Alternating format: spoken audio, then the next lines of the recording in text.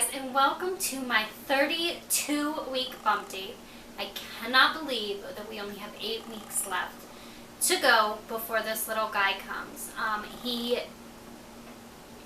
It's just unbelievable to even fathom how far we've come and how far we still need to go. So we are so excited. Week 32 was pretty crazy.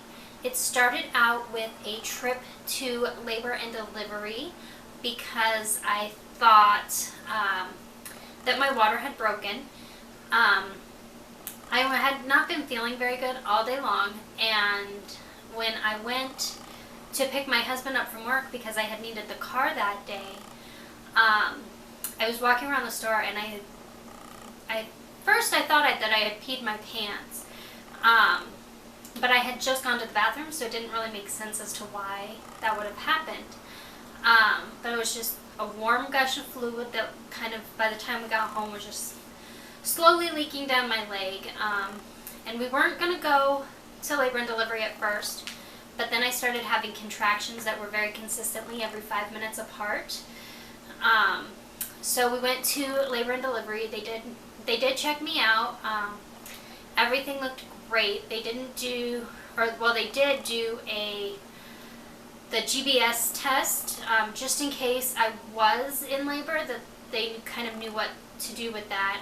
They also did an amniotic fluid test where they put some of the fluid onto a piece of paper of some sort, and if it is amniotic fluid, then the paper turns a bright blue. If it's not, it doesn't.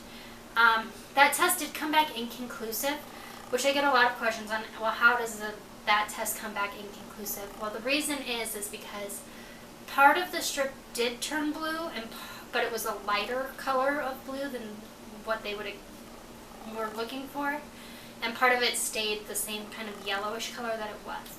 So they checked my cervix. It was not dilating. It was not thinned out at all. It was still at 3.5 centimeters long, so it's nice and long still.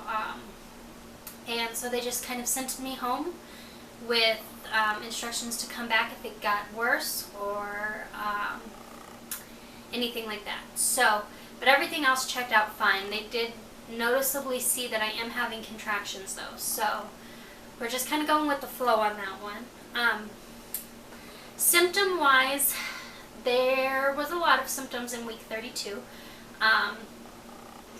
The nausea and the vomiting is still continuing. It hasn't gone away, and at this point, it's probably not going to. I mean, there's only 8 weeks left, so it's probably not going to. I was also very, very moody this week. I felt like really crabby, and I didn't want to talk to anybody. Anything that anybody did, I would snap at them. Just kind of, just kind of out of whack this week. And I know everybody knows, like, okay, she's pregnant, she's hormonal, but I kind of feel bad. I mentioned earlier I am having the contractions. They haven't gone away. They range between 4 minutes apart and 10 minutes apart, so there's not any frequency out to them or anything like that yet. So, but they are not Braxton Hicks. They are actual contractions. One thing that the person in labor and delivery said is that because Luke is still transverse,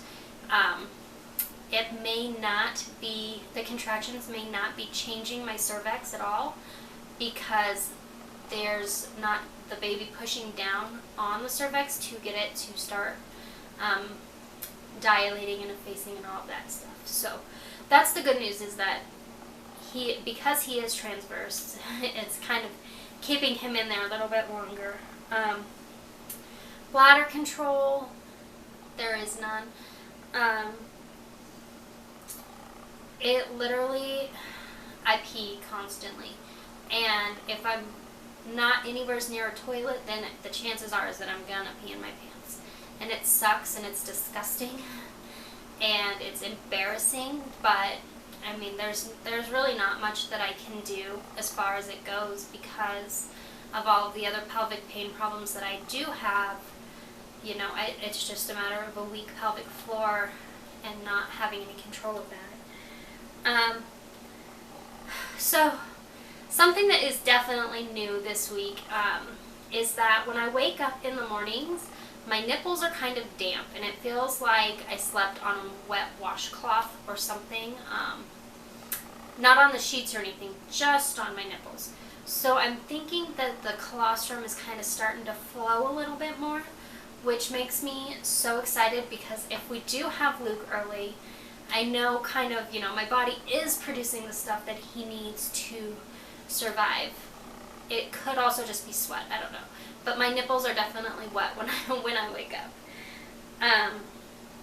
Difficulty breathing is definitely kind of still on there. I need to use my rescue inhaler at least twice a day at this point. Even with the Q-Var that they prescribed that was supposed to be helping me with that, I still find myself out of breath constantly and just kind of struggling to get a breath in. One thing that surprised me, one symptom that really surprised me is how much of a sex drive I still have, and it's actually gotten worse. So when I was in my first trimester, I was like, don't touch me, get away from me. And then in the second trimester, it kind of picked up and we were back to, you know, normal, non-baby making, just having fun kind of intercourse. And then the third trimester hit and it's like, all I think about all the time is just, that's all I want. And my husband is loving it, but not loving it at the same time because I think he's getting kind of tired of my little advances on him. And I don't think he minds right now because he won't, after the baby comes, you know, it's kind of hands off for 4 to 6 weeks until I heal up down there and everything kind of returns back to normal. So I think he's trying to get it while he can because he knows that very shortly it's not going to be happening. Anxiety has really kind of hit me this week, and I think a lot of it has to do with the fact that the baby is coming, you know, 8 weeks or less, and just all the things that we still need to do, worrying about what's going to happen in childbirth, you know, things like that. Is that, I don't know, I'm just really anxious all the time and just kind of on edge. I do have a bunch of insomnia. Well, that didn't even make any sense. I do have insomnia, but I'm also extremely tired. So I cannot sleep at night. I'm so uncomfortable. It's horrible. And then throughout the day, because I didn't sleep at night and because, you know, life is getting harder, I struggle throughout the day. I can barely keep my eyes open. And when I do fall asleep, it's like 20 minutes maybe, 25 at the most. And then I'm up for a couple hours and then I sleep for another 20 minutes. So I like take cat naps throughout the day. And everyone jokes that it's just my body kind of preparing for pregnancy because once you have the baby, you're not going to get a full night's sleep anyways for a while at least. But regardless, I'm tired. As far as Luke goes, he's doing fantastic. He did on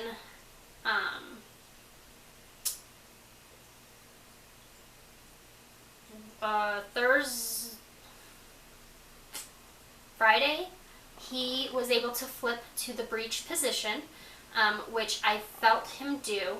And then on Friday, he was back to being transverse, but instead of his head being on the left, it was now on the right. And then on Saturday and Sunday, he was head down. And then Monday, he returned to his original transverse position. So it took him 4 days, but he was able to do a full circle in my uterus. So that was pretty uncomfortable, pretty painful. But we do know now that he can at least get head down. It's just a matter kind of if he can stay that way or not. So, yeah, so we'll see what happens at the 33-week appointment as far as that goes, if he is able to make it down there by Thursday or not. Either way, it doesn't matter, but yeah. And then as far as weight gain goes, last week I weighed in at like 133 point something. I can't remember exactly what it was. But this week I was down to 130.4 pounds. So I lost at least 3 pounds somehow this week. I'm not quite sure how that happens. I actually think that last week's weigh-in was a bit of a fluke because I had had a lot to eat the night before,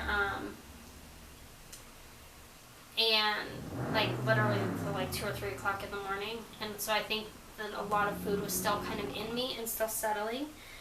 But either way, I'm up at this point 28.5 pounds overall for my pre-pregnancy weight, which is fantastic, especially given how much I throw up. But you know, I am gaining weight, and that's all that really matters. So at this point, I should be right around 35 pounds or 40 pounds of weight gain since pre-pregnancy, which is right where the doctors would like me to be, so that's perfect. And then my belly did grow, so I'm at 40 inches measuring around, which I started out at 27 inches around my midsection pre-pregnancy, so I'm up a total of 15 inches, and it feels like a lot more, but I definitely, you know, I'm getting bigger. I did read a very interesting article that was saying that once you hit the 33-week mark, which I technically am, you basically stop growing your belly, and it's just more a matter of putting fat on, essentially. So it kind of seems like this is about as big as I'm gonna get, which is fine because I've really been the same size since about 26 weeks or so. And then the last thing that we did this week is we went to Target and purchased almost everything else that was left on our registry that we absolutely had to have before the baby comes. So there was a few things that Target was out of that we need to order online. But when we utilized the registry completion discount with the gift cards that we had received and coupons in the store, we actually ended up spending $15 out of pocket for like $250 worth of stuff. So it was pretty good. And I just need to get some diapers and a baby monitor and the breast milk freezer trays is all that I have left to get. So really excited about that. So let me stand up and I'm going to show you guys my 30